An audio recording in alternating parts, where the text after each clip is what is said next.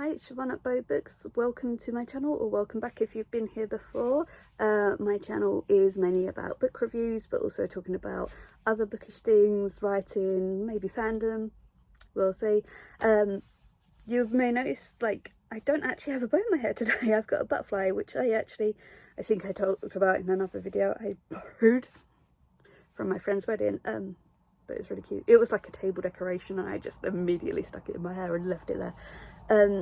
I also don't have a book prop today because this is one of my ebooks that I'm going to be talking about. So Paulina or Froster, I'm going to get your name wrong because I'm used to seeing it on another website. It's Froster Heat, but it's Froster Wings It on YouTube.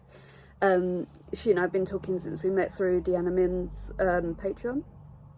Anyway, she really loves Agatha Christie books and she kept recommending them to me.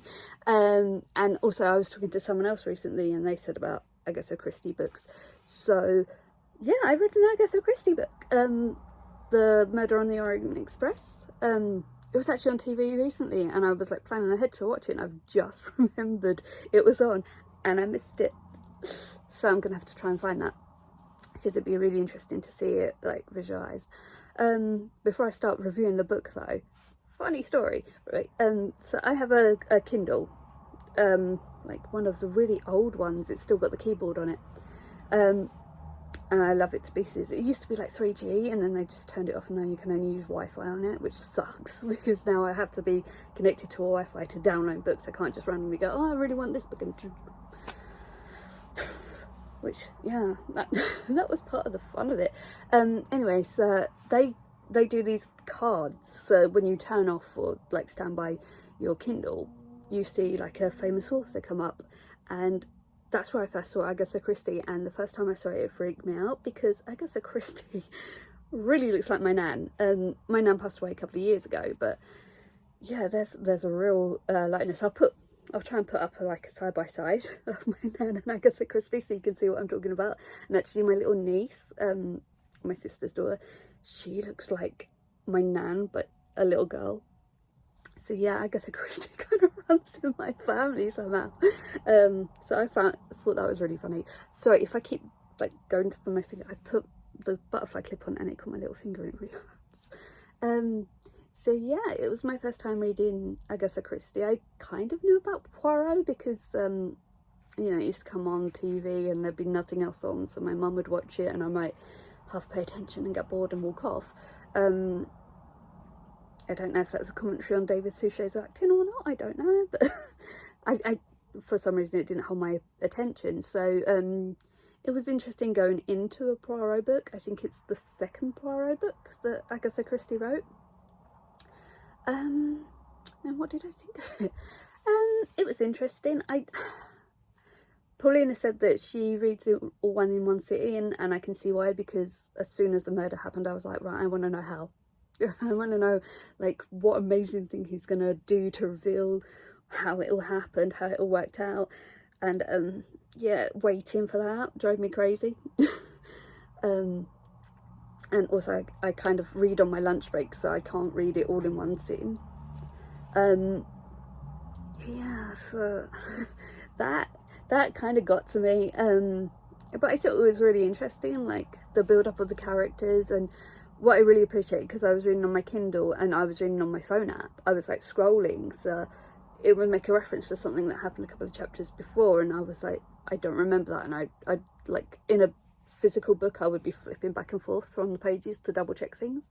But I thought what was really appreciative in the format I was reading in, things did get repeated. So there's like a diagram of the train carriage at one point, and then there was references back to it, so I didn't have to keep scrolling back and forth or like put bookmarks everywhere, which I really appreciated, because I have the attention span of a fish as well, so I wouldn't have remembered where I got to. And then that would have made the book take longer, and I was not prepared for. I wanted to know. But yeah, it was really good. I really like that kind of mystery where, you know, whatever's happened, it's like unpicking the story. And like I really love Knives Out, and like a large part of that was because of Chris Evans in a cable net, I'm not gonna lie. But I thought the plotline was really good as well. Like, me and my son went to see it in the cinema, and then I got a copy home and I made my parents watch it, and my dad actually guessed everything, which was really annoying. But he's been watching these kind of shows a lot longer than I have. So like, they preferred Frost over Poirot. My nan liked Poirot, but she basically wrote the books, didn't she? So oh god.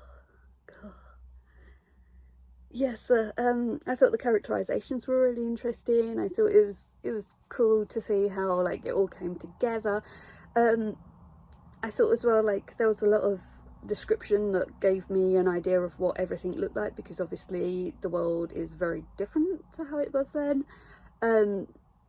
But also, like, it shows you how far we've come, because I think at one point it was like, there's a lot of people from different countries all aboard this train, aren't there? And I was like, yeah, it's a train. Like, I've been on planes going to different places that have nothing to do with where I'm from. Like, when my family went to Australia, we went up to Finland and then down to Hong Kong and then to Australia. So there was like at least one flight where we were pretty much the only British people on board.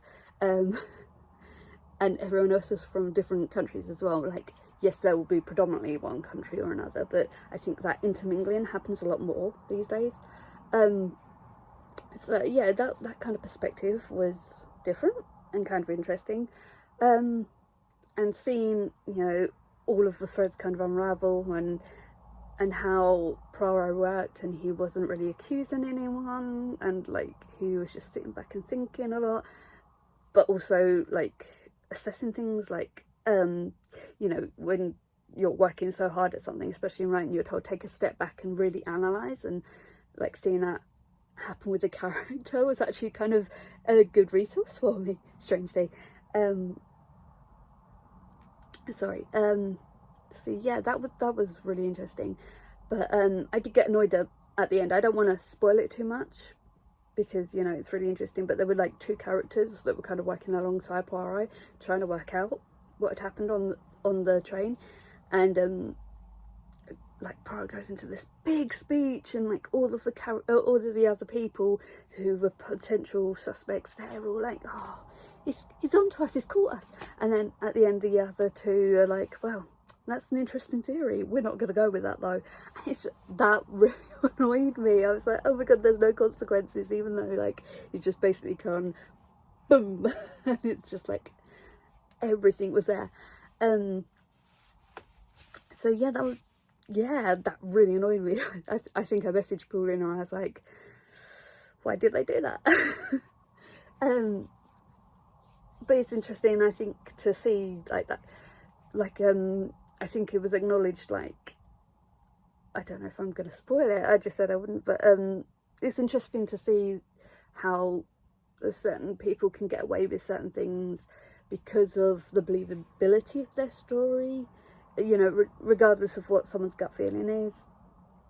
So yeah, but it was interesting how it all played out. It was interesting the backstory that caused it all. But it did make, like, the person who got murdered at the very start, he goes to Poirot and he says, like, my life is in danger, I'm really worried, and Poirot's just like, get lost. And that made me wonder, like, what could have happened if Poirot had taken it on. Would there have been a way of saving him, or like, was he doomed to begin with? Like, yeah, my brain always goes off in these tangents. But mostly I enjoyed just the flow of it. I enjoyed the revelation. I have to, you know, get used to not having instant gratification in books, I guess. But yeah, I'd definitely read another Agatha Christie. I think she puts things well. I think I just need to give myself a little bit of a break, because otherwise I will go nuts. Like, I want to know now. I always want to know now. I just like to have all the information available. Don't hold it back from me. I wanted to see if I'd make the same conclusions, but, you know, it wasn't that kind of book for me. But, you know, it's got me more interested in mysteries like that, like crime mysteries. I have read other crime books. Completely blanking now. I got introduced to one a couple of years ago. I think it was called Behind Her Eyes or something.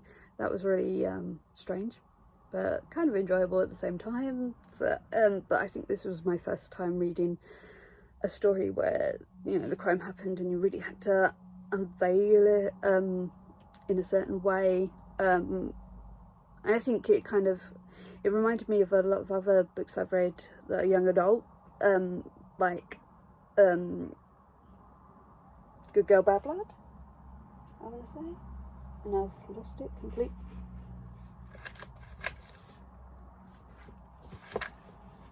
Don't know where I put anything these days. Oh, I thought I had the sequel up here somewhere. Oh yeah. Oh no, that's the sequel. What is it? Oh, A Good Girl's Guide to Murder. So yeah, I think it's like a good basis for the stories that have come after it, and that I have read and I will be reading. So yeah, I would recommend it. Read my nan's book. Yeah, so that's all for this video. I hope you enjoyed it, and I will see you next time. Bye.